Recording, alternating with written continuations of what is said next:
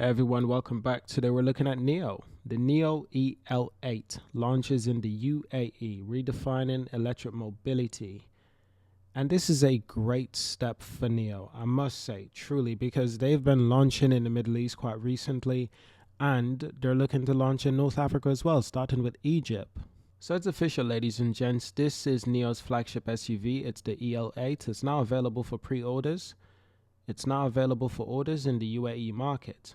Ahead of NIO's global 10th anniversary, the premium smart electric vehicle brand expands into the Middle Eastern region, countries such as United Arab Emirates, and looking at Egypt as well as its first entry into Africa. The first NIO house in this region will open in Abu Dhabi later this year. Mohammed Makhtari, that's the chief executive officer of the Middle Eastern region, he shares his excitement for the launch, stating, and I quote, "As we introduced NIO and EL8 in the UAE, we embarked on a new journey towards shaping a brighter future, but also a more sustainable future together with our users. This launch is a testament to our mission, Blue Sky Coming, and a reflection of NIO's commitment to delivering innovation, technology, and exceptional user experience. The UAE is a hub of progress and is making the ideal place to begin the expansion for NIO.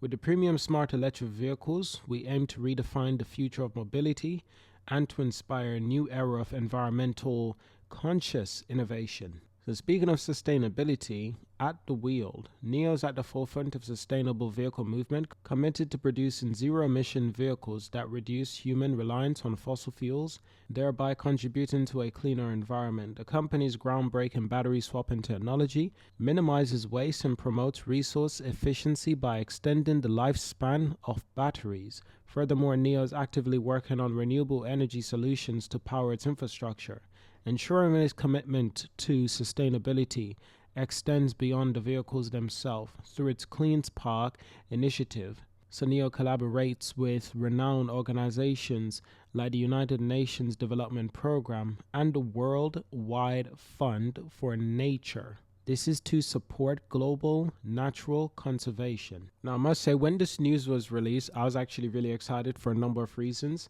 But I'll tell you one thing, the highlight of this vehicle is going to be very popular, especially in the UAE. It's going to be very popular in a lot of markets because it's a flagship SUV. It's one of the big boys. It can compete with the best of the best on the market. And this image right here, it's kind of sealed the deal for me. So I have to save this. I have to use this image for my thumbnail now because it's just fantastic. It really does show this car in the exact way I think it needs to be displayed. Great promotion. I want to hear what you think about the NIO expansion into North Africa, starting with Egypt, and its expansion into the UAE, the United Arab Emirates. I was going to be very excited for the NIO brand, and that's what I've said continuously, is that while there might be difficulties, with expanding into Europe because of the uncertainty, especially in regards to tariffs being an issue, NIO can actually look at other markets. They can look at other things to work on to spend their valuable time developing, such as the charging infrastructure, the swapping infrastructure. There's other areas out there that are doing well for business. And the sooner NIO gets to those destinations will be the better. If there's any other countries in North America that I think NIO would consider expanding to, it's probably definitely, you're looking at countries like Morocco, for sure, that is in North Africa. Now, you're looking at other places in Africa as well. You're looking at Ethiopia, Nigeria.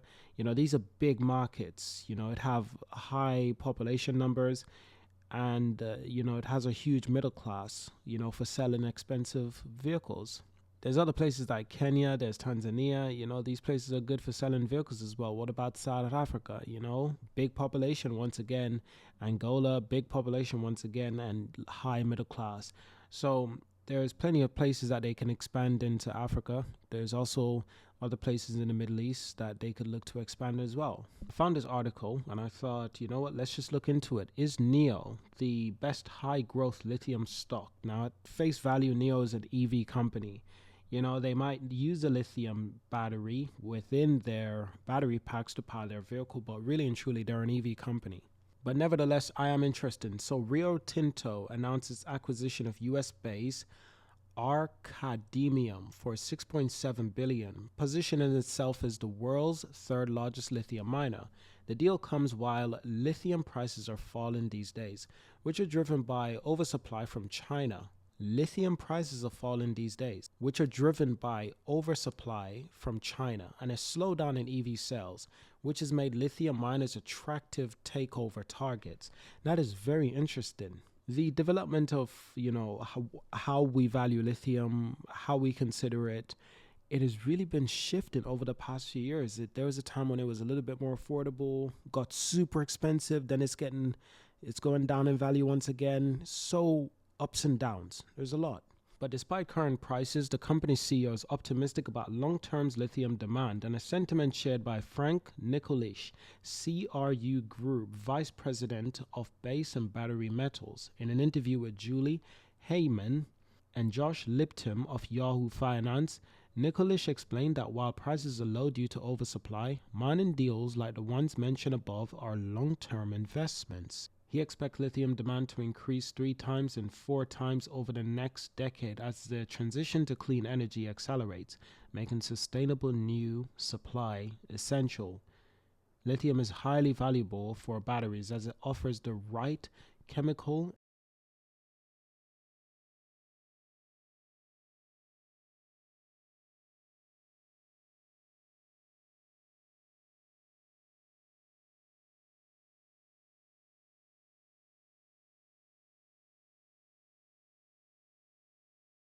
Nikolic pointed to Africa, especially the old tin mines, as a significant near-term source. South America remains a major player, while North America and Canada also have promising lithium deposits. However, the U.S. production is currently small, with potential for growth if prices rise, and prices will rise eventually. It's interesting how that's happening, isn't it? So why is NIO mentioned in this article? That was my big question. So let's try to get a better understanding of this. One of the high growth lithium stock, NIO, specializes in premium smart electric vehicles, recognized for its battery swapping technology and battery as a service model, offering flexibility battery subscription options. Its product lineup includes various SUVs and sedans, including the ET9, that's one of my favorites, set for delivery in 2025. So that's going to be super exciting. Its vehicles features innovations such as battery swapping and compatibility with different battery ranges. The company's operation in China and several European countries, with plans for further global expansion. It has research and developed centered in key global locations. Its battery swapping allows for quick battery changes and health assessments, while the battery as a service decouples battery costs from vehicle prices, which provides users with flexible battery upgrades. Now, here's where the article does get a little bit interesting. The new technology blends high energy density of solid state batteries with the practicality of lithium ion, which improves vehicle performance. The upgradable nature of the battery pack adds value for current NIO owners. The company is also developing other battery technologies, including a 4680 cell and a NIO magnesium iron phosphate battery, which further boosts energy density and performances. And this is what I mean. It's not really I haven't seen it as a mining company or a lithium company. It's a vehicle company. It's a technological company for sure. But is it a lithium company? I've never seen it like that. But apparently, overall, NIO ranks as fourth on our list of high growth lithium stocks to invest in. And that's the thing, this article has not done a very good job of explaining to me how NIO is a lithium company.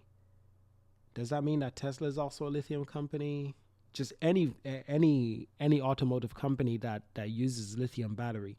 Does that mean that they're a lithium company? Maybe I've got something wrong. Have I got something wrong? Have I read something incorrect? Is there something I perhaps haven't read? You guys need to help me to understand this. But when did NIO become a lithium company? Yes, they use lithium, but every company that makes some form of technology or computer-based system or software or hardware, they're using some sort of battery and or probably some sort of lithium battery or battery that includes rare earth materials.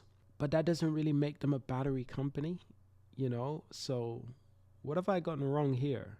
So the article also says, while we acknowledge that the potential of NIO as an investment, our conviction lies in the belief that AI stocks hold greater promise for delivering higher returns and doing so within a shorter time frame. If you're looking for an AI stock that is more promising than NIO, but that trades less than 5 times in earnings, check out this report. Now they're talking about AI. Okay, yes, NIO uses artificial intelligence or machine learning in their cars, because of self-driving and other features that they have in their vehicles. But does that make them an AI company? They're a technology company. They are a electric vehicle company, auto manufacturer, but does that make them a lithium company or an AI company? I wasn't aware of this. Maybe I have got something wrong, but this article hasn't done a good job of aspiring me.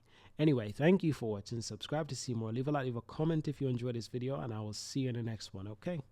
Peace.